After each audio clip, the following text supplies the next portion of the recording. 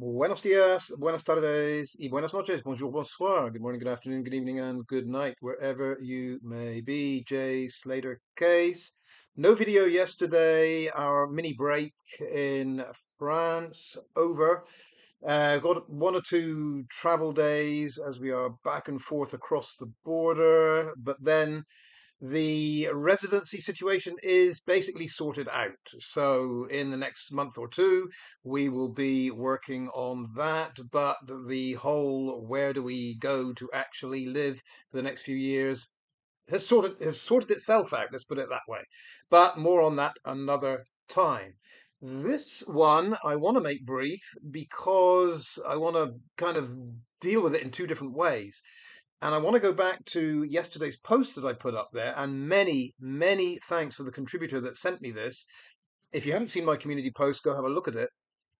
It's something I found quite astounding, and it is the Happy Hiking Group announcement that Debbie Duncan and Becs Law, Lucy's mum, joined the Tenerife Happy Hiking Group on the 18th of June 2024, which is the day Debbie Duncan landed. Now, the first thing I said was, obviously I can't tell if this is legit or if this is some kind of troll joke thing. I don't know. It looked legit. Looked like a real hiking group. It looked like the date 18th of June was right there. It looked like Beck's Law, Lucy's mum, and Debbie Duncan had joined. And so I posted it. And first question was, is it legit? I'm pretty sure we can confirm it is. And the reason I say that is because already, within a very short period of time, almost panic stricken, I would say, was on the Lord Lugworm channel, the spokesperson these days for Debbie Duncan, because Debbie Duncan, although she can sofa surf and speak endlessly about what it's like to be a grieving mother, can't actually answer any direct or difficult, challenging questions. So her spokesman in that situation, God forbid, Lord help us, is one Lord Lugworm, El Slugtardo himself. And he said on his channel, he said, yeah, looks like Debbie Duncan, a very intelligent woman, because she immediately joined a group that could possibly help with giving her information, valuable information. All right. So, I mean, words to that effect. I'm not quoting that directly, but what I'm saying is that if those words are coming from Lord Lugworm is effectively Debbie's right hand man, and more on that in another video. He is effectively the one clearing the way for what is fake and what is real. If we go back in the past, we were told by Lord Lugworm, oh, obviously that Facebook post from Debbie Duncan saying she paid 52K to searchers, that is obviously fake, said the spokesperson, Lord Lugworm. On this occasion, no hesitancy, Lord Lugworm saying, yeah, that's got to be real, and it all makes sense. Debbie would have done that on the day she arrived because it was an avenue to glean some information, possibly, about where her son went missing. I don't think that is the case. I would dispute that. I would say, actually, before I go any further, let me just read through what the post says. Um, it says Tenerife Hikes join the man leading it, Andy Tompkins. And the date is 18th of June 2024. And the announcement from Andy is let's welcome our new happy hikers. For more info about Tenerife guided walks, go to www.tenerife-guided-walks.com. And the new names are Becs Law. As I say, Becs Law is Lucy's mum. Paige Rhodes, whoever Paige is, Debbie Duncan, Jamie McLaughlin, and Daisy Owen. There we go. Now, one follower has already dipped into this site and is fairly sure that those updates are daily. I guess the point is if those updates are weekly, then, well, if the updates are weekly and it's 18th of June and it goes back a whole week, that wouldn't make any sense. Yeah, anyway, I don't know where I'm going with that, but the point is, I think not only does it look legit, it looks legit that 18th of June is the right day when Debbie Duncan and Bex Law became members of this hiking group, the hike group, whatever you want to call it. Now, some people have been out there, like Lord Lugworm, saying, well, this all makes perfect sense. All makes perfect sense. You know, if you're going to try to find out some information about where your son's gone missing, why not contact the guy that's in charge of hiking in those kinds of areas? Well, I would answer that. I would answer that by saying, I can't possibly see how that would be your priority on the day you arrive. Maybe a day or two afterwards, if Jay hasn't shown up, or maybe a day or two afterwards if you can't figure out what happened to Jay. But I really can't understand how well, I can in a way, we'll get to that. I can't understand how landing on Tenerife, what was it, 11 o'clock in the morning or so, and shortly after that, Debbie gets the message, you can kiss goodbye to your boy. He owes us a load of G money, whatever the message said. You get that message. What, 5 minutes later, you say, I know here's a good idea. I'll join the Happy Hike group. Andy might have some good information for me. I've read a little bit about Andy. Seems like a nice enough guy. Very much into the flora and fauna of the area.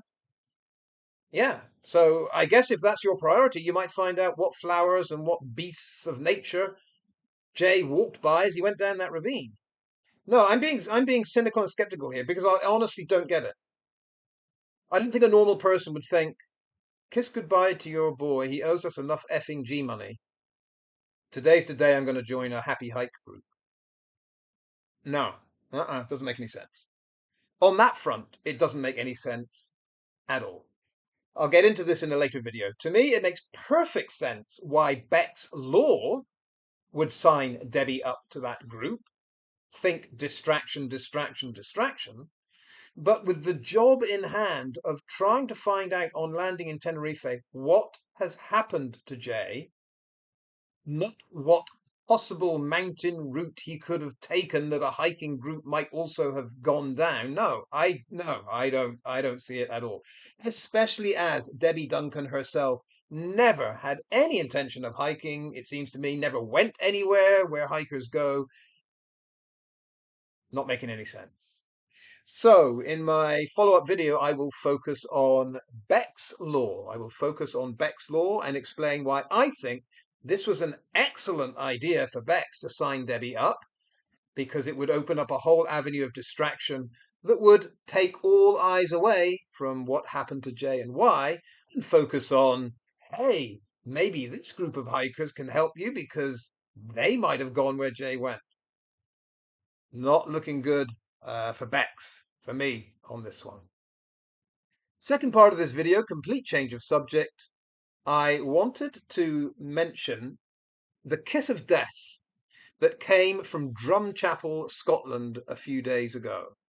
Now, last night in the World Cup, Scotland, I only saw the highlights, but the first Vinicius goal for Brazil was highlight enough to realise that Scotland are not, I hate to say it, a quality team here. Awful, awful defending. But that's not my point. Whether you're a Scotland fan or not, what you never, ever do in a group tournament is post after the first round of games where your team is in the table. It's a golden rule. And who didn't know that golden rule? Of course, the dunce from Jun25. So there is only one person on this planet responsible for Scotland's demise in their group in the World Cup. That one person responsible is not the goalie, it's not McKenna, whose awful error last night started off the debacle. It's none of the players, none of the management, none of the supporters. It is the one and only Dunce herself, Jane Elliott, who proclaims to know so much, but she doesn't know the basics, and she doesn't know the basics of football. I'll say it again. You never, ever post the table with the position of your team on top and start trumpeting and championing aloud the achievements of your team. It is, everyone knows this, the kiss of death. She did it before when her much beloved Sunderland, early doors in the season of the Premier League, went top of the table. Oh, there was Drumchapel's Dunce yet again saying, woo woo, whoop-de-doo, yes, let's have a big bash. Sunderland are on top of the Premier League, and there's the screenshot, there's the photo, there's Sunderland atop. That was the kiss of death. Guaranteed after that, it was all the way down for Sunderland. They sunk from first to seventh, still a respectable position for Sunderland. And just a reminder that, Jane Marie Elliott is a fake Scot. She's from Sunderland, for Christ's sake. All of this nonsense about the Elliott clan. Oh, yeah, such a traditional Scottish name, Elliott, from Sunderland. Yeah, we're not buying any of that crap. So yeah, her beloved Sunderland, they drifted down to seventh, all because of posting that Premier League table with Sunderland on top.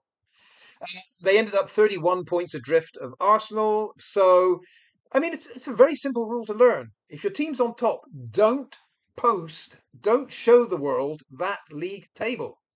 You keep it, you put it aside, and you think, fingers crossed, but not in Drumchapel. No, in Drumchapel it has to be, look how good we are, everyone. It's echoes of my Scottish mate, my Scottish friend, Delmac. Yeah, as soon as that went out to the world, we knew Delmac was no Scottish friend. This is the predictable thing about Gobshite from Glasgow. Whatever she puts out there with a great trumpeting is going to turn around and bite her in her ever-expanding fat ass, is my conclusion.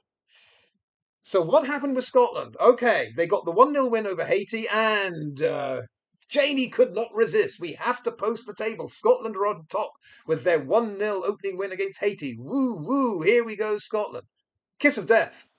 Kiss of death. Doing that absolutely guaranteed Morocco would beat Scotland, which they did, and absolutely guaranteed that Brazil would beat Scotland, which they did. So, Janey, when are you going to post the current and final table for Scotland's group that shows Scotland on 3 points with a -3 goal difference? And I would suggest that may well be an awful enough record for Scotland not to qualify as one of the better third place teams. If I'm right about that Scotland don't go through to the next round based on its awful goal difference, hey, I'm just saying, we all know who to blame. It is Janey Elliott, Janey 180, Jihadi Jane, the dunce from Drumchapel. She did it again, trumpeted Scotland's glory, and that inevitably led to its demise. Again, Scotland fans out there, I'm sorry that Janey did that. If she just shut her bloody mouth for once, I think Scotland could have got through this group. But as it was, she had to do her worst. She did it. And now we're looking at, will Scotland squeeze through to the next round? My analysis says quite probably not, because of their awful goal difference. But there we go. All right. I mean, just to reiterate, don't ever, if your team's on top, post that to the world and say, look at me, look at my team, we're on top. Don't ever do that. Right, a lot more to come, but as I say, we're coming and going these next few days, and then a biggish travel journey coming up. But I will keep you posted as I can, and at every opportunity, if I have a chance to answer any emails, answer any comments, and respond, I will do a video here and there. But just understand, it's not because of the heat, not wilting or anything like that, just managing time, a bit of an issue right now. Okay, let's leave it there. Hasta luego, adios, hasta la vista, and see you next time.